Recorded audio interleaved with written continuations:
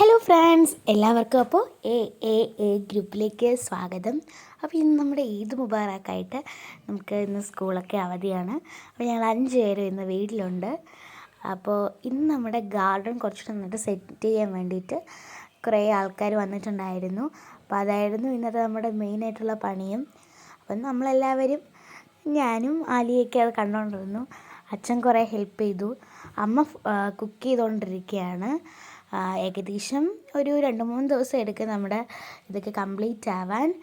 Complete ആയിട്ട് അതിൻ്റെ finishing look നമ്മൾ ഉടനെ തന്നെ യൂട്യൂബിൽ അപ്ലോഡ് ചെയ്യുന്നതായിരിക്കും. അപ്പം നിങ്ങളെല്ലാവരും അത് കാണുക.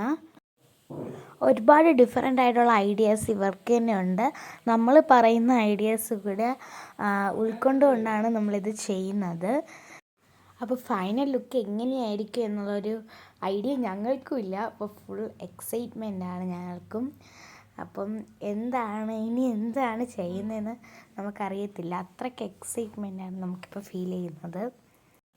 ഇന്ന് അവധിയായതുകൊണ്ട് ഞങ്ങൾക്ക് വേറെ ഒരു പണിയില്ല. ഞങ്ങളിത് കണ്ടുകൊണ്ടിരിക്കുകയാണ്.